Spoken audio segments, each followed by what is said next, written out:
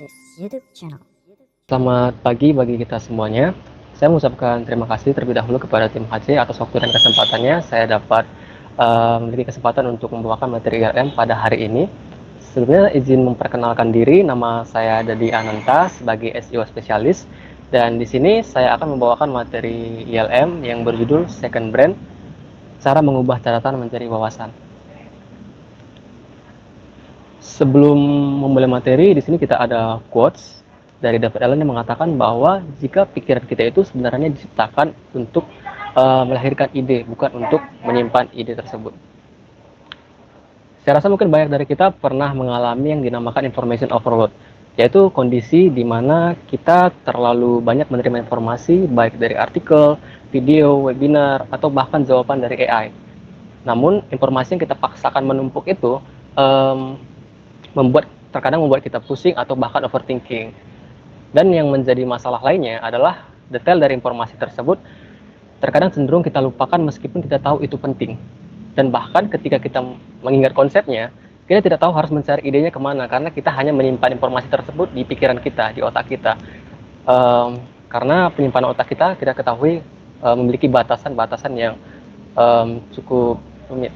Nah, seperti yang terlihat pada gambar, di sini ada forgetting curve juga dari Ebbinghaus yang mengatakan bahwa ketika kita mempelajari suatu materi, lambat laun materi tersebut akan kita lupakan seiring berjalannya waktu, dan bahkan pudar apabila kita tidak mengulanginya kembali.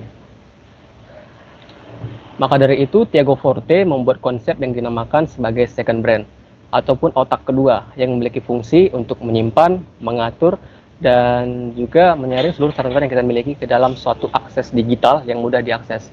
Sehingga kita mampu mengisi celah kekurangan yang ada pada otak kita atau first brain yang terkadang sangat buruk dalam mengingat detail dalam waktu yang lama ataupun long term. Sehingga first brain kita dapat difokuskan untuk sepenuhnya berfungsi sebagai kreativitas, berimajinasi, dan juga berpikir. Dalam second brain ini memiliki dua konsep utama, yaitu code framework dan juga metode Zettelkasten. Nah, yang pertama ada code framework, terbagi menjadi 4 bagian. Yang pertama adalah capture, di mana kita menangkap seluruh informasi yang kita miliki itu sebagai draft ataupun catatan awal. Kemudian dari catatan itu kita mengorganize, menyusun dan memilih catatan tersebut sesuai dengan materinya.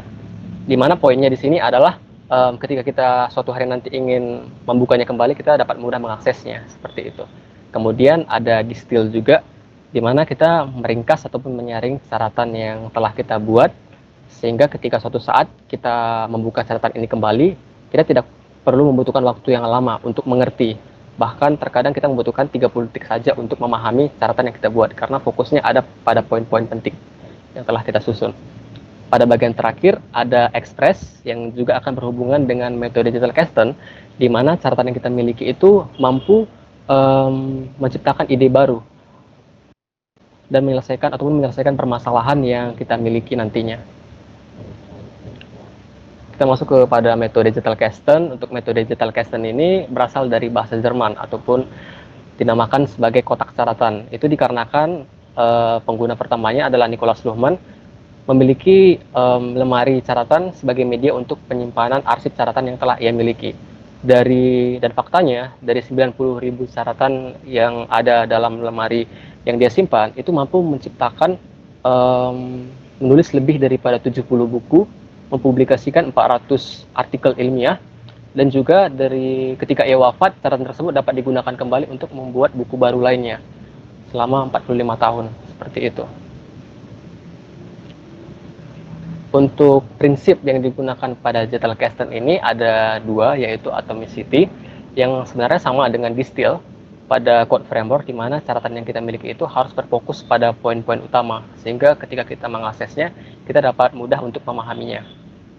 Kemudian yang kedua ada connectivity, di mana kita membangun hubungan antara catatan yang baru kita buat dan mungkin saja terhubung dengan catatan lama kita, seperti itu. Misalnya saja seperti materi mental health bisa dihubungkan dengan materi psikologi, dan materi psikologi dapat dihubungkan dengan materi lainnya yang memiliki hubungan sejenis, seperti itu. Sehingga kombinasi dari atomicity dan connectivity ini mampu menghasilkan pola untuk menemukan ide baru ataupun knowledge. Nah, pada slide ini merupakan contoh dari penemuan ide baru yang pernah saya temukan dari konsep Zettelkasten itu sendiri, di mana saya mempelajari dua buku yang berbeda. Yang pertama terkait dengan social engineering, yang berisikan informasi tentang teknik peretasan sosial yang banyak merugikan perusahaan seperti phishing ataupun scam. Dan buku kedua, ada buku Thinking Fast and Slow dari Daniel Kahneman yang membahas terkait dengan sistem satu dan sistem dua manusia, di mana sistem satu ini sistem yang berpikir secara cepat dan instinktif. Seperti penjumlahan dasar misalnya 2 ditambah 2, kita pasti akan langsung menjawab dengan 4 tanpa berpikir panjang dan jawabannya sangat cepat. Berbeda dengan sistem 2 yang berpikir secara lambat seperti perkalian puluhan yang membutuhkan waktu untuk mengerjakannya karena kita berpikir terlebih dahulu.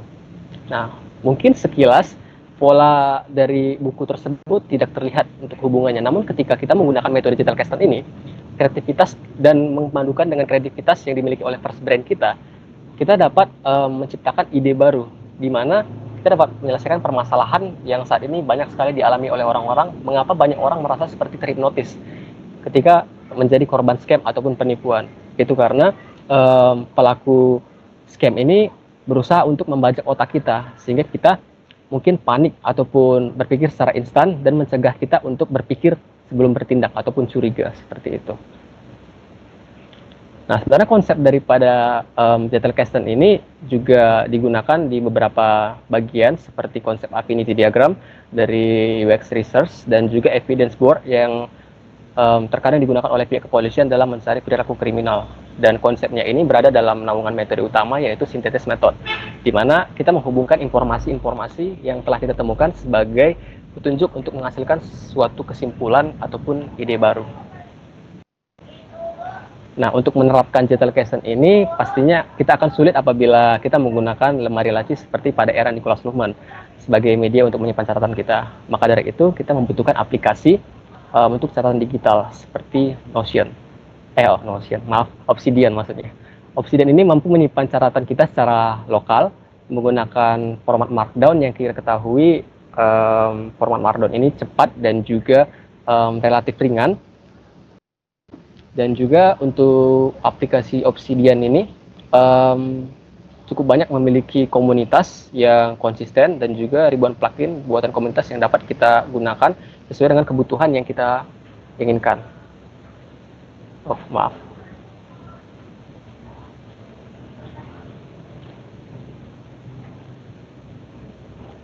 Nah, mengapa kita harus menggunakan Obsidian? Seperti yang saya katakan tadi, untuk penggunaan Obsidian ini sendiri menganut konsep seperti yang kita bahas sebelumnya, yaitu Zettelkasten. Ketika kita mencoba untuk menghubungkan catatan A ke catatan B, maka tautan ini akan otomatis terhubung. Jadi catatan B juga akan terhubung ke catatan A, ataupun dapat dinamakan sebagai tautan dua arah. Kemudian dari catatan yang telah kita hubungkan, kita dapat melihat seperti pada gambar, yaitu graph view. Kita dapat memvisualisasikan catatan-catatan ini menjadi node yang saling terhubung seperti pada gambar untuk mempermudah kita menemukan pola yang mungkin dapat menciptakan ide ataupun kesimpulan baru seperti itu. Saya izin untuk penggunaan aplikasinya apabila nantinya kita ingin menggunakan aplikasi itu sendiri.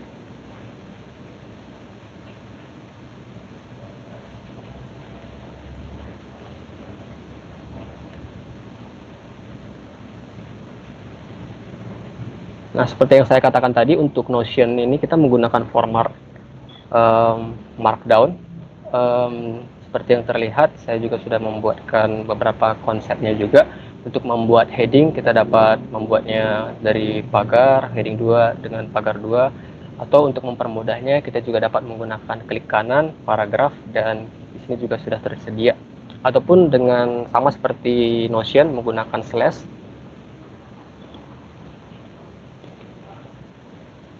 Seperti ini. Ada juga struktur lainnya seperti bullet point, number point, dan lain-lain. Kita juga dapat menggunakan table dan juga horizontal rule.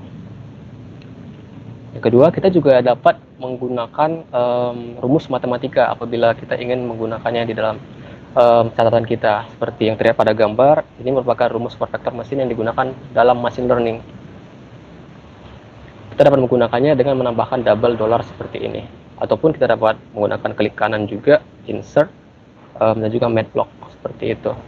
Selain daripada catatan terkait dengan rumus matematika, kita juga dapat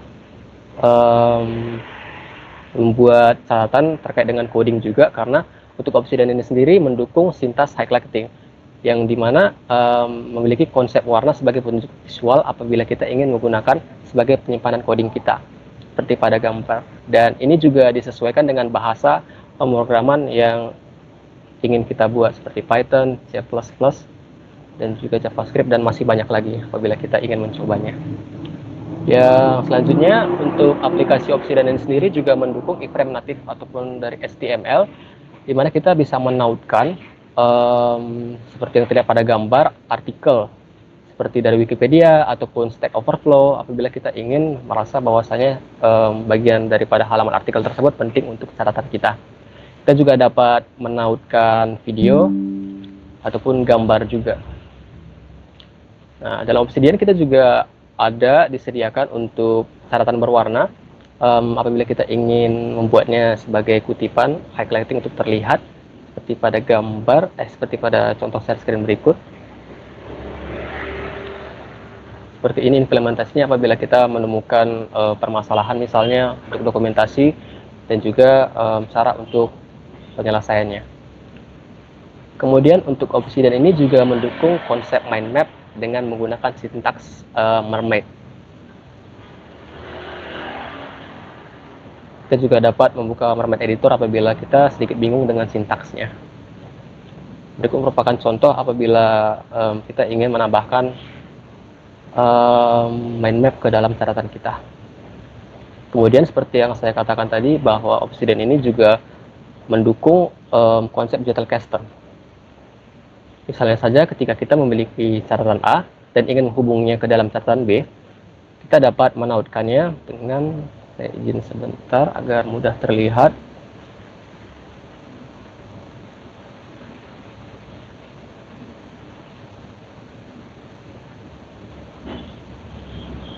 Misalnya kita ingin menghubungkan catatan A tersebut ke catatan B, kita bisa blok, klik kanan, add link, dan ini akan otomatis merekomendasikan catatan yang paling melekat dengan kata kuncinya, seperti itu. Dengan kita menghubungkan catatan A, catatan B, maka secara otomatis catatan B juga akan terhubung ke catatan A, seperti itu. Untuk Obsidian ini sendiri, kita juga memiliki banyak komunitas yang aktif, sehingga apabila kita ingin untuk mengganti temanya, kita dapat menggantinya secara gratis dengan Friends, Manage, dan juga di sini tersedia hampir 600 tema.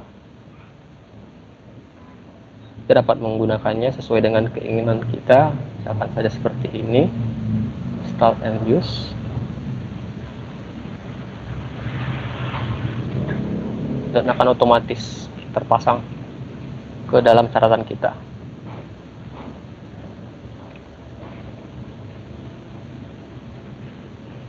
Seperti itu.